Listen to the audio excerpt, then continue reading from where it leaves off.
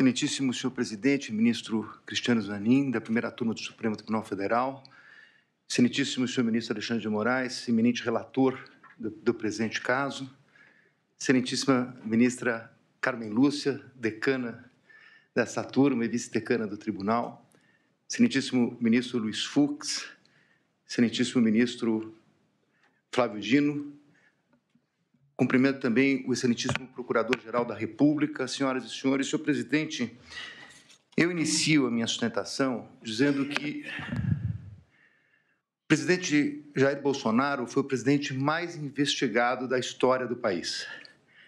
Uma investigação que perdurou por anos, que começa com o objetivo de investigar uma live de 4 de agosto de 2021, em que se autoriza a quebra de uma nuvem do seu ajudante de ordens, Coronel Cid, que hoje é delator, que perdura por meses essa investigação da quebra, com vários objetos diferentes.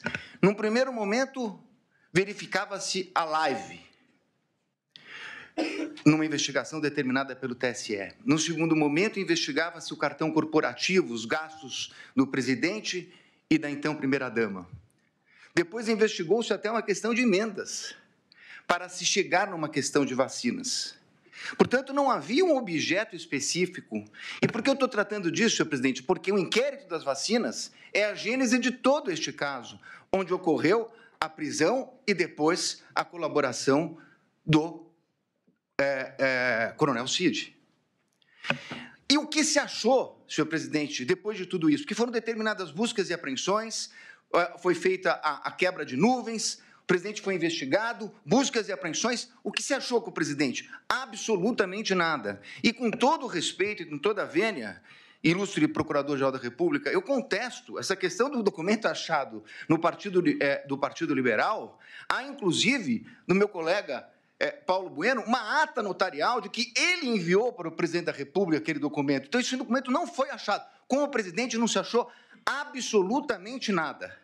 A partir daí, restava a versão do delator, com uma minuta que estava no seu telefone tratando de uma questão de estado de sítio, e mais absolutamente nada. Então, vem a denúncia. E a denúncia é feita, efetivamente, com duas novidades. Porque, com o estado de sítio, e baseado na palavra exclusiva do delator, seria difícil a propositura de uma ação penal. Então, traz-se uma narrativa que vem, efetivamente, do começo de atos de pronunciamentos do presidente da República, pronunciamentos públicos, e depois o 8 de janeiro.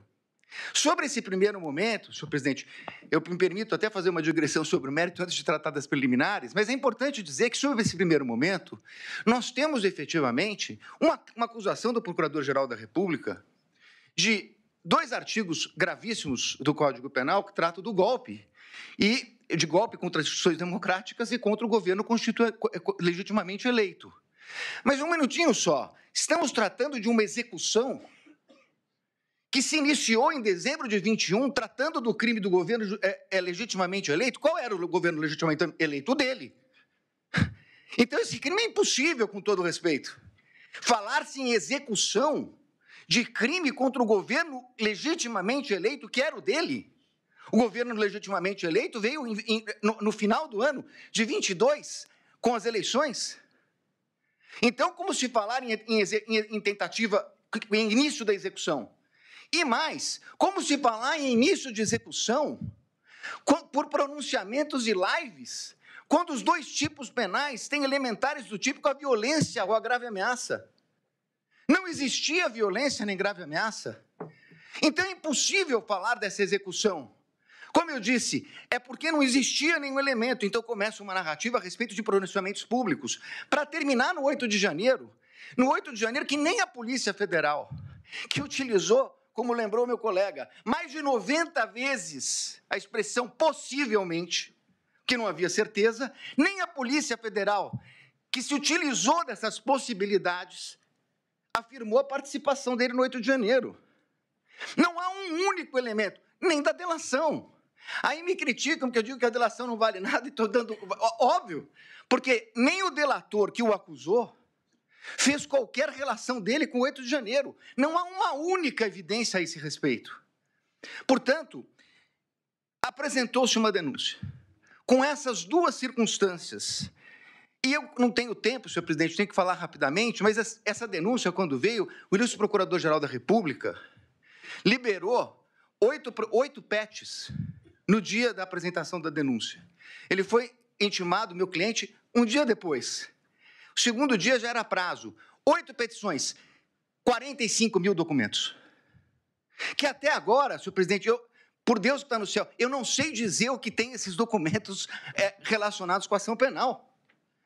Essas 8 petições, eu não consegui verificar sequer relação, são 45 mil documentos. Na verdade, é um quebra-cabeça que foi, na verdade, exposto à defesa. E aí, na sequência, senhor presidente, eu queria tratar de uma preliminar que já meu colega que me antecedeu na tribuna fala da relevância do caso. Não é só a questão da relevância do caso, é a questão da competência. A minha questão principal é que o Supremo Tribunal Federal, na portaria do ministro Barroso, que encaminhou para as turmas das ações originárias, ele faz um destaque a respeito da questão do presidente da República. Então, o presidente da República, se crime houvesse contra o presidente da República, seria julgado pelo pleno do Supremo Tribunal Federal. Ora, se o Supremo Tribunal Federal entendeu agora, num julgamento que foi concluído recentemente, após a apresentação da denúncia, que a competência se prorroga e que os detentores de foro, ainda que deixem suas respectivas funções, passem a ocupar, saiam da prerrogativa de foro, e o delito será julgado pelo Supremo, prorrogando a competência que detivera aqui no momento que ocupava o cargo. Qual era a competência? Era do pleno, porque ele era presidente da República, e chegou a ser investigado como presidente da República. Muito bem. Mas, com base nisso, senhor presidente, o que nós temos nessa denúncia? A prova da defesa, substancialmente, é uma prova negativa. É uma prova negativa. Não fez, não participou, não aderiu, não autorizou. É uma prova negativa. Então, seria muito importante, e eu reconheço, ministro Alexandre de Moraes, Vossa Excelência despachou comigo no Salão Branco, e é verdade o que Vossa Excelência coloca, que todos os elementos da denúncia, citados na denúncia e no relatório da Polícia Federal, estão nos autos. A conversa de Mauro Cid, citada na denúncia, está realmente nos autos. Nós tivemos acesso quando é escrito por escrito, quando é por áudio, por áudio. O que não está na denúncia é a completude da mídia. Como disse o meu colega que me antecedeu. Então, senhores ministros, a pergunta é o seguinte: se eu não tenho a mídia completa, nesse momento de preliminares, não seria o caso de a defesa poder suscitar, se fosse o caso, a cadeia de custódia da prova? Mas eu não tenho a completude, eu não tenho os telefones, eu não tenho as mídias. Há uma discussão muito grande a respeito desse plano punhal verde e amarelo. Há uma reunião. Seria absolutamente imprescindível verificar as demais mensagens que foram passadas naquele dia. As outras mensagens que foram passadas pelo WhatsApp. Os outros documentos que estão na mídia. É essa a reclamação da defesa. O que nós temos, e temos tudo que a denúncia citou e tudo que o relatório da Polícia Federal citou, mas esse é o recorte da acusação. Com todo respeito, a defesa tem direito a fazer o seu próprio recorte. E isso poderia impactar. Eu sei, ministro Flávio Dino, Vossa Excelência já falou aqui em outras sessões de julgamento que eu assisti, que falou hoje, nós não vamos fazer Vossas Excelências não farão um julgamento aprofundado da denúncia. É óbvio, nós estamos falando aqui de um standard mínimo, de uma verificação de possibilidade do recebimento da prova. Mas é evidente que se houvesse uma mensagem comprovando que não há nenhuma relação com o punhal verde e amarelo, teria muita importância para esse momento. Porque nós estamos falando de um recebimento de uma denúncia gravíssima, por fatos gravíssimos, que o presidente da República não tem nenhuma relação com o punhal verde e amarelo, Operação Luneta, com Copa 22 e assim por diante. Então, a verificação das trocas de mensagem, a partir do momento que Correios dizem que falaram com o Comando Militar, que pediram audiência no Planalto ou na Alvorada, que tiveram lá, o que disseram? Isso não consta. É essa a importância de verificar toda a questão. Me encaminhando para o final, senhor presidente, eu gostaria de tratar a questão da delação premiada.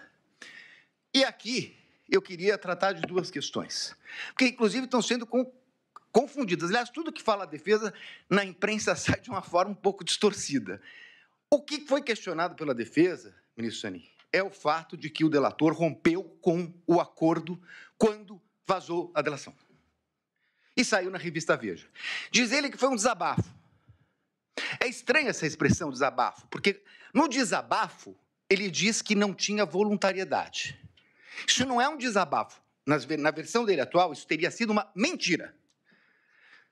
Mas vai lá, falou com o primo, com o irmão, com o cunhado.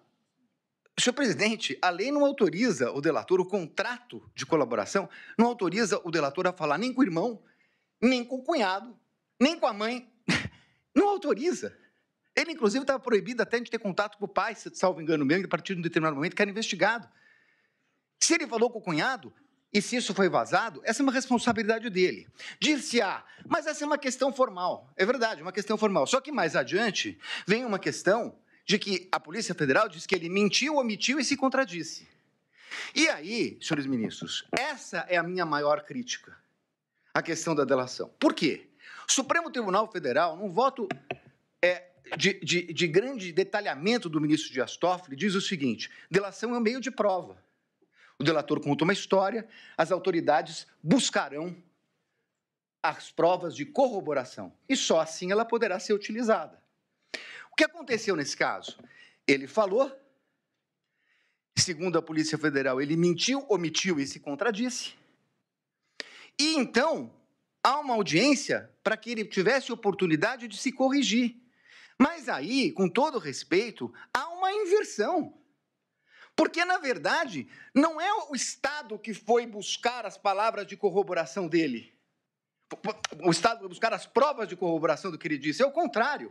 O Estado trouxe indícios e ele se adequa aos indícios trazidos pelo Estado. É completamente o inverso. Com todo respeito, ministro, é o inverso. O delator tem que falar e o Estado tem que trazer as provas para condenar alguém. O que aconteceu aqui é que ele falou, mentiu, e o Estado tinha indícios, e aí ele se adequa ao Estado. E aí, com todo respeito, vem a denúncia do seguinte, inclusive, o colaborador, nessa versão do colaborador, foi corroborada pela Polícia Federal. Não, desculpe, ele não foi corroborado pela Polícia Federal. É o colaborador que corroborou a versão da Polícia Federal. É exatamente o inverso disso. E numa audiência que se traduziu numa coleta de provas.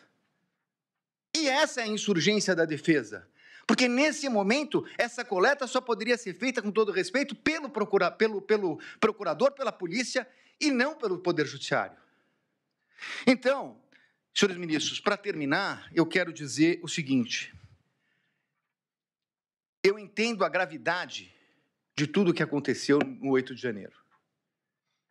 Mas não é possível que se queira imputar a responsabilidade ao presidente da República ou colocando como líder de uma organização criminosa quando ele não participou dessa questão do 8 de janeiro. Pelo contrário, ele a repudiou.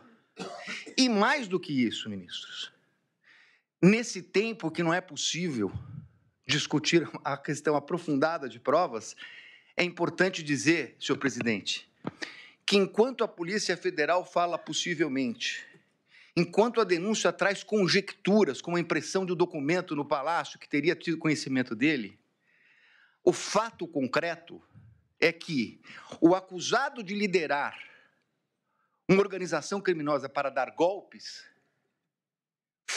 socorreu o ministro da Defesa, nomeado pelo presidente Lula, porque o comando militar não o atendia. Foi o presidente que determinou a transição. Foi o presidente que determinou que eles atendessem o ministro da Defesa que assumiu em 1º de janeiro. Portanto, encerrando, ministro, não é possível que se queira dizer que é compatível com uma tentativa de golpe com o uso do comando militar, quando o presidente da República autoriza a transmissão do poderio limitar no começo de dezembro. No começo de dezembro, antes da data do dia 15, antes da data do dia 11. E, portanto, senhores ministros, eu ratifico as nulidades que foram colocadas na minha peça, apreciada por Vossa Excelência, e peço a rejeição da denúncia e agradeço pela atenção. Muito obrigado, senhor presidente.